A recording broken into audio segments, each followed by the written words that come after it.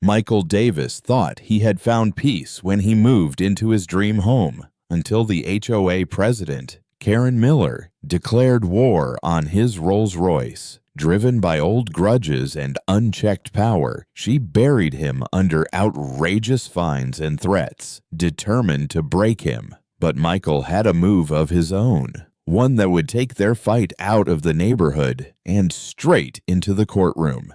And just wait until you hear the shocking twist of this drama and how justice at last claimed its victory. Michael Davis thought he had it all figured out. After years of relentless work, endless late nights, and sacrifices most people never saw, he was finally ready to enjoy the rewards of his effort. That reward came in two forms: a dream home in one of Austin's most desirable suburbs, and parked right in the driveway, a gleaming Rolls-Royce Phantom. To him, it wasn't just a car, it was a statement of perseverance. It represented every obstacle he had overcome and every no he had turned into a yes. For Michael, this move symbolized a fresh start. The neighborhood was quiet, the houses elegant, and the streets lined with well-kept lawns. He imagined peaceful mornings on his porch, greeting friendly neighbors, and finally living without the constant noise of the city. But all of that changed within minutes of his arrival. As soon as he parked his Rolls-Royce, he noticed someone striding purposefully down the sidewalk. A woman in her late 50s, dressed immaculately, with a clipboard tucked under one arm. Her pace was sharp, her expression sharper. This was Karen Miller, the president of the local homeowners association. Though Michael hadn't met her yet, he was about to. Karen didn't approach with the warmth of a welcoming neighbor. She approached like a storm rolling in without warning. The moment she reached the driveway, she didn't smile, didn't greet him, didn't even glance at the moving truck that was still unloading. Her eyes locked on the car and her lips tightened into a thin line. Then, without hesitation, she delivered her verdict. "That car does not fit the spirit of our neighborhood. It's too flashy. It ruins the community's image." Her words hit harder than Michael expected. For a second, he thought he misheard her. He blinked, waiting for her to soften her tone, to laugh, to say it was some sort of joke. But Karen didn't laugh. She meant every word. Michael stood frozen. His mind raced. How could anyone look at a Rolls-Royce, a brand associated with timeless prestige, and declare it a problem? Wasn't this the kind of car that elevated the neighborhood's status, not diminished it? The silence between them stretched. Karen's stance was rigid, her chin slightly lifted as if daring him to argue. Michael felt a mix of disbelief and confusion. He had expected maybe a warm introduction, perhaps even a compliment about his car. Instead, he was standing in his own driveway, being told that his pride and joy was an eyesore. And just like that, the peaceful future he had envisioned cracked. This wasn't a simple comment. It was the opening shot of a conflict he never asked for. What Michael didn't know yet was that this single encounter would set off a chain of events far more outrageous than he could ever imagine.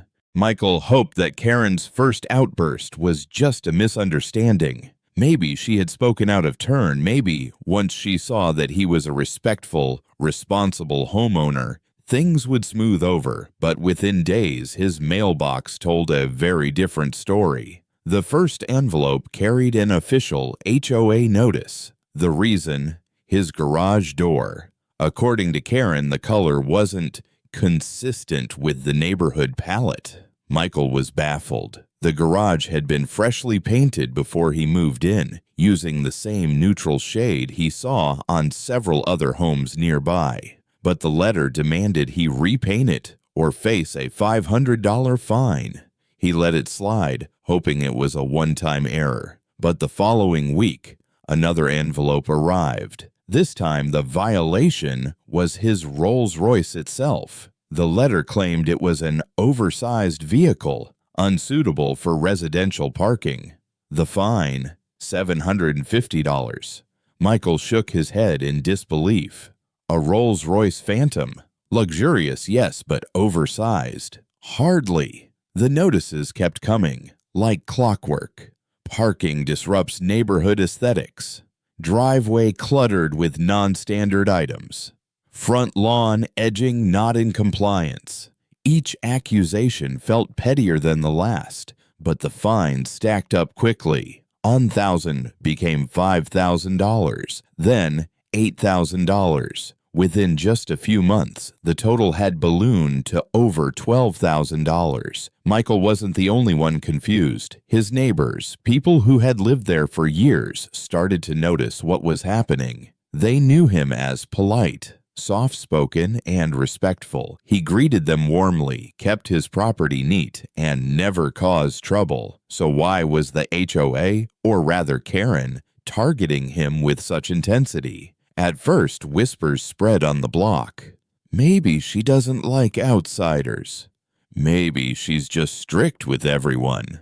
But the more people talked, the clearer it became. This wasn't about rules. It was personal. Digging a little deeper, Michael discovered the truth.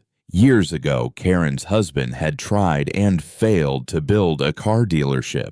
The business collapsed, leaving them humiliated in their social circle. Since then, Karen had carried a quiet but burning resentment toward expensive cars and the people who drove them.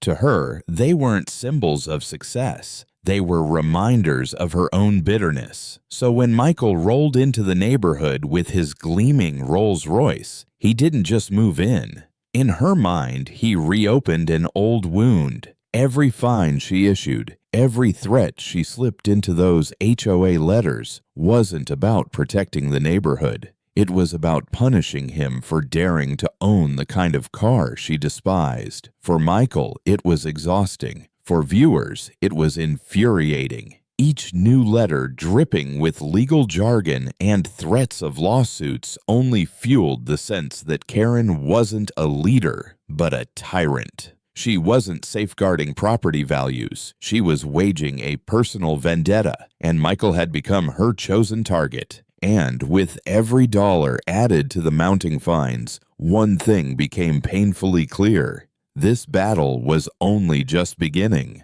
For weeks, Michael tried to stay calm. He reasoned with himself that it wasn't worth letting one difficult neighbor ruin his peace. He even offered to meet with Karen and the HOA board, hoping that if they sat down together, they could clear the air. After all, he wasn't against rules. He respected the community. All he wanted was fairness. So one afternoon, standing in the HOA's small meeting room, he politely suggested, "Let's talk this through. I'm willing to listen to concerns, and I'd appreciate a fair discussion." But Karen didn't want discussion. She wanted control. She leaned across the table, her voice low but sharp.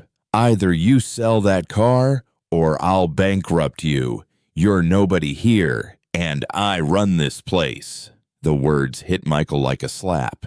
All the patience he had tried to show, all the courtesy he had extended was thrown back at him with open contempt. This wasn't about neighborhood guidelines anymore. This was raw arrogance. Karen didn't see herself as a neighbor. She saw herself as the ruler of the block. That was the breaking point. For the first time, Michael's calm exterior gave way to resolve. He realized that if he stayed quiet, Karen would keep tightening her grip, not just on him, but on everyone in the community. Enough was enough. The very next week, Michael hired a lawyer. No more pleading. No more hoping she would come to her senses. He filed a countersuit for abuse of power, harassment, and financial misconduct. The case was set for court, and suddenly the quiet suburban conflict had turned into a legal battle that everyone in the neighborhood was watching. The day of the trial, the tension in the courtroom was thick.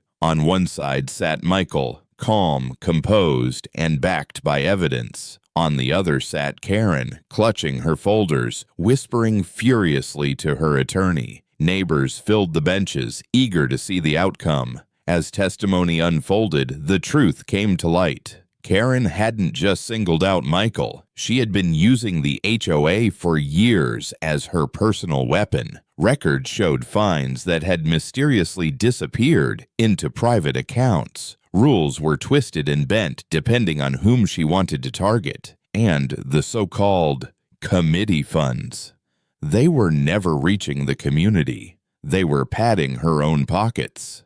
The room grew heavy with disbelief. Each document revealed felt like a stone added to the scale, tipping further and further against her. Even the judge's expression changed from neutral patience to stern disapproval. Karen's confident mask began to crack. The more evidence was read aloud, the clearer it became. This wasn't leadership. It was exploitation. She hadn't been protecting property values. She had been exploiting them for personal gain. For Michael, it was a storm of emotions, anger, vindication, and determination all at once. For the neighbors watching, it was shocking to realize they, too, had been pawns in her scheme. And as the gavel prepared to fall, one thing was certain: Karen's reign of intimidation was finally collapsing under its own weight. The courtroom grew silent as the judge prepared to deliver the ruling. Every eye in the room was fixed on the bench. For Michael, it felt like time itself slowed. Weeks of stress, countless sleepless nights, and the weight of standing up against someone who thought she was untouchable had all led to this single moment. And then, the words came down like a hammer. All fines issued against Mr. Davis are hereby declared invalid. The defendant, Karen Miller, is ordered to pay compensation for damages. Furthermore, she is to be removed immediately from her position on the HOA board. It was the decisive blow. The end of Karen's unchecked power. The effect was instant. Michael exhaled deeply, his shoulders finally free of the invisible weight he had carried for so long. Around the courtroom, neighbors who had quietly endured Karen's bullying for years began to smile, whispering in disbelief. The woman who once ruled their community with threats and intimidation had just lost everything she clung to. As Karen gathered her papers and left the courtroom, her steps no longer carried the authority she once flaunted. For the first time, there was no clipboard, no audience forced to listen to her demands. She walked out alone, stripped of her title, stripped of her control. And waiting right outside was a sight that couldn't have been more perfect. Parked in front of the courthouse was Michael's Rolls-Royce Phantom, its polished surface reflecting the bright Texas sun. It didn't just look like a luxury car anymore.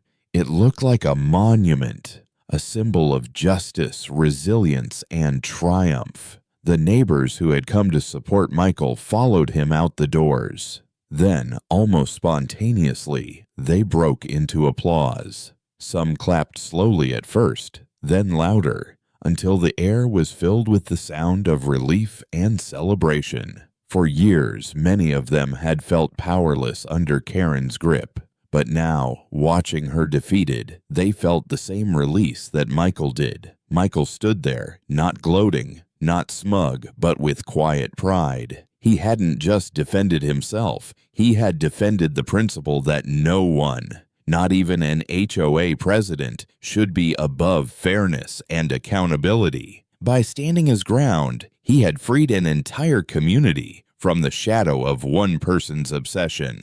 For the first time in a long while, he felt true peace, the kind he had imagined when he first bought this home, the kind he deserved after all the work it took to get there. And for the audience, the moment carried that sweet emotional payoff. Justice had prevailed. The so-called HOA queen had lost her crown, and the neighbor she tried to crush was now the very reason her rule had ended. The Rolls-Royce glistened one last time in the sunlight as Michael opened the door. Not just a car anymore, but the ultimate reminder: when you stand up for what's right, even the loudest voice of intimidation can be silenced.